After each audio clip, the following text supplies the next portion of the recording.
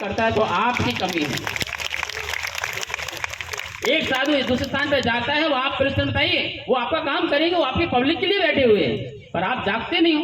आपका letter pad नहीं फटता है, आपका पेन नहीं फटता है, आपको घर से नहीं निकला जाता है, आप मीटिंग से ही फुर्सत नहीं है, लड़ने झगड़ने से फुर्सत नहीं है। आप जाइए ना सरकार के पास, जाइए ना उसके पास, और वो ना जाए तो बोलो। मैं तो जहां भी जाता हूँ पुलिस मेरे साथ चलती है, क्योंकि उनको बताते हैं कि महाराज जी यहाँ से जाएंगे वहां से जाएंगे, और वो पूरी सुरक्षा देते हैं। आपको भी सुरक्षा देंगे। आपको जागना है, आपका धर्म है, आपके गुरु हैं, आपको जागना है। और साथ साथ हम सरकार को भी जगाएंगे, सरकार को भी जगाएंगे। महानुभाव, मैं तो इसलिए आया हूँ आपकी भक्ति और श्रद्धा को देखते हुए। यहाँ पर जितने लोग हैं, ये 1-1 लाख लोगों की मौजूदगी के लिए, उपस्थिति के लिए यहाँ पर बैठे हुए हैं। जैनों को कम ना आका जाए, ये ध्यान रखना, जैनों को कम ना आका जाए।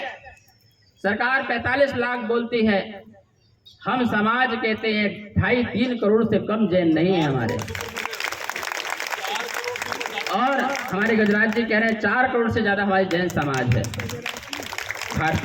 भारतवर्षीय दिगंबर जैन महासभा के अध्यक्ष श्री गजराज जैन जो मेरे पास आए, रोने लगे, महाराज जी बड़ी पीड़ा हो रही है, ये क्या हो गया है। हमने अपनी पीड़ा को जंतर मंत्र में बताओ कि हमें क्या हो रहा है, दुनिया को बताओ, सरकारों को बताओ, लोगों को बताओ कि ये क्या हो रहा है।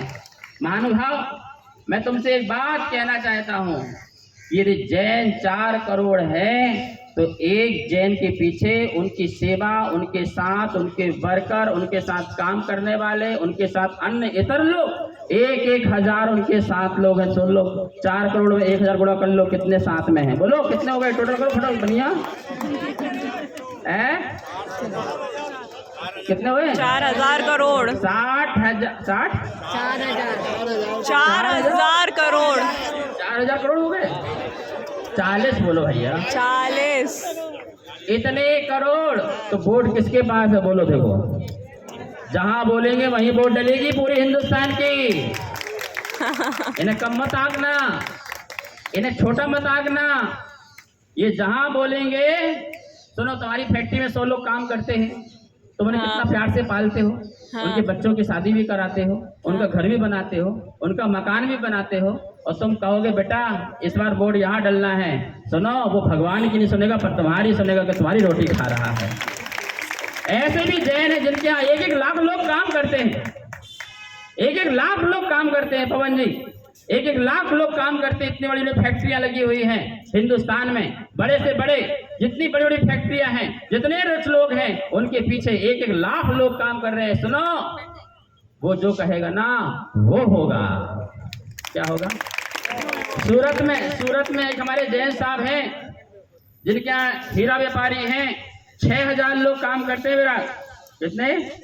6,000 लोग काम करते हैं, और हर साल दिवाली में क्या उपहार देते हैं? एक बार देंगे तो स्कूटर देंगे, एक बार देंगे तो 4 व्हीलर देंगे, और अब की बार सबको मकान दिया है। 1-1 फ्लैट सबको दिया है। और ये भी सुनो, उनकी फ्लैट में जाना तो किसी भगवान की नहीं, उस सेठ की मूर्ति मिलेगी, तुमको फोटो मिलेगी, भगवान की नहीं मिलेगी। पूछा क्यों भाई, भगवान की फोटो लगाओ। अरे वो भगवान तो क्या देगा, हमारा भगवान तो ये जैन साहब है, यही सबको देने वाला है। आप समझ रहे हैं मेरी बात को? गर्व से कहो हम जैन हैं, और गर्व से कहो हम अहिंसक हैं, गर्व से कहो हम सत्यवादी हैं, और गर्व से कहो कि हम पूरा विश्व चलाने वाले हैं। समझ में आया ना आपको? तो अपने आप को कम मत आंकना, और हमें कोई कम मत आके, हमें कोई कम ना आके। हमें अहिंसक है तो हमें कायर ना समझा जाए, हमें कायर ना समझा, ये ध्यान रखना। अहिंसा का अर्थ तुमने गलत समझा है। आज प्रज्ञ सागर से समझ लेना, अहिंसा का अर्थ क्या होता है। अहिंसा का अर्थ होता है हम किसी को छेड़ते नहीं हैं, लेकिन जो छेड़ता है तो हम उसे छोड़ते नहीं हैं। इसका नाम अहिंसक है। बहुत बढ़िया, इसका नाम अहिंसक है। यदि हिंदुस्तान का जैन एक दिन टैक्स दे दे ना दे तो सारा हिंदुस्तान जो है पाकिस्तान से कलमाल हो जाएगा, रोटी के लाले पड़ जाएंगे। ध्यान रखना। इसलिए हम कहना चाहेंगे कि हम लोग शांति से रहने वाले लोग। आपको पता है जैनों ने आज तक कोई आंदोलन नहीं किया और यार, किया है एक तो वीडियो बना अहिंसक रही हूँ किया मैं। है। क्या किया है बताइए? कभी भी भारत की राष्ट्रीय संपत्ति को नुकसान पहुंचाया जैनों ने? बोलो, पहुंचाया है? कोई रेल पटरी उखाड़ी है? कोई बस में आग लगाई है? कोई जाम लगाया है? क्या कोई नुकसान पहुंचाया है? अरे हम तो जियो और जीने देने वाले की बात करते हैं, किसी को नुकसान नहीं पहुंचाते हैं। लेकिन एक बात, इस बात को ध्यान रखना, कोई हमको छेड़ता है तो फिर हम उसे, ये जैन कहलाता। छत्री हो, छत्री की संतान हो, तुम्हें लोग बनिया कह के बनिया बना दिया। तुम बनिया नहीं हो, तुम महावीर की औलाद हो, तुम आदिनाथ की औलाद हो, तुम शांतिनाथ की औलाद हो, तुम छत्री की औलाद हो। अपना छत्री ध्यान रखो। जो अपने समाज की, अपने गुरु की, अपने परिवार की रक्षा नहीं कर सकता, वो देश की रक्षा भी नहीं कर सकता। अपने हाथ में ये तराजू मराजू मत रखो। छत्री हो, पौरस हो, पौरस को अपने अंदर लाओ। तो आया राकेश जी, हाँ नवीन जी सुन लो, पौरस लाओ, डरपोक मत बनो। हम किसी को डराते नहीं हैं।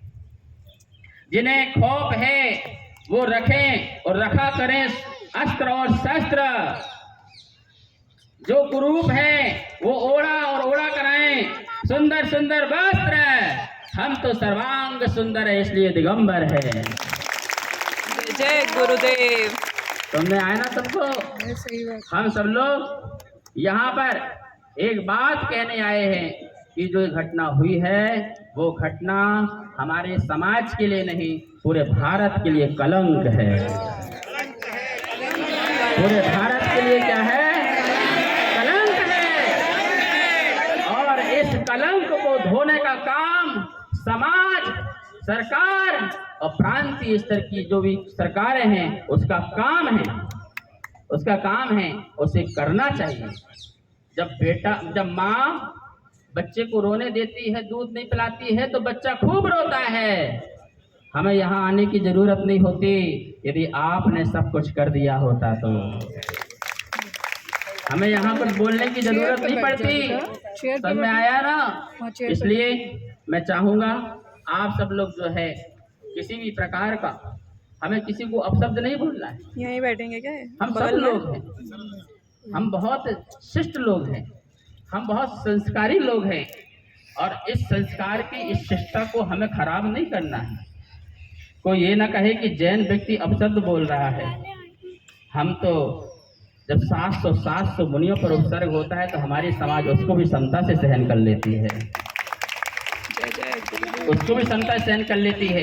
ये तो हम अनादि से सहन करते आ रहे हैं, अनादि से सहन करते आ रहे हैं और आगे करते जाएंगे, क्योंकि जो अच्छा होता है उसी पर ही उपसर्ग होता है। बुरे पे कौन उपसर्ग करेगा भाई? ठीक है ना? जिसका माल होगा उसी को लोग तो रोकेंगे ना।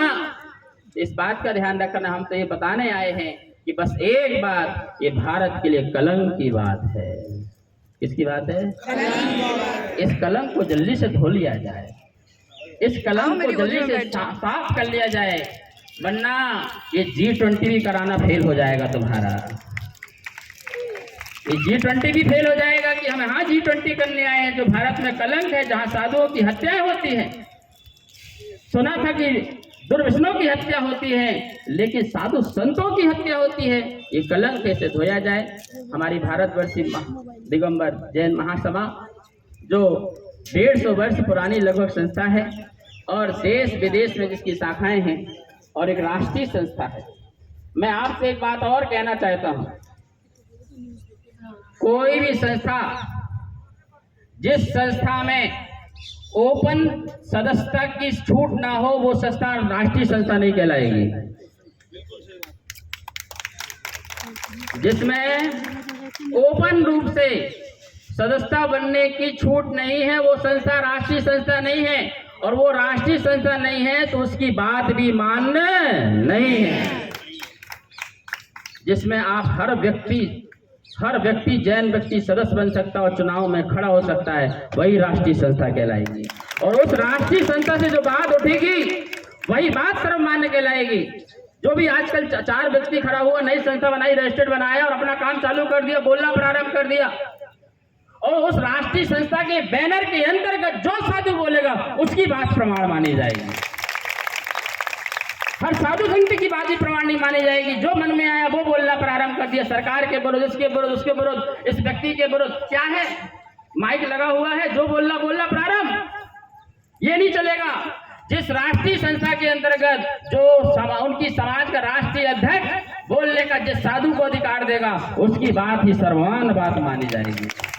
बाकी बात उनके अपने विचार माने जाएंगे, समाज उसको फॉलो नहीं करेगी, समाज उसको फॉलो नहीं करेगी। राष्ट्रीय संस्थाएं जो है हमारी बहुत बड़ी संस्थाएं हैं जो गांव-गांव तक गई हैं। हर आदमी को सदस्य बनाने की उसमें बोलते हैं कि तुम भी इसके सदस्य बन सकते हो, तुम भी इसके अधिकारी बन सकते हो। और कितने लोग महासभा के सदस्य नहीं बने बताओ? आज जाकर के उनके ऑफिस में बन जाना पूरा अधिकार है, चिंता मत करो, पूरे अधिकार है।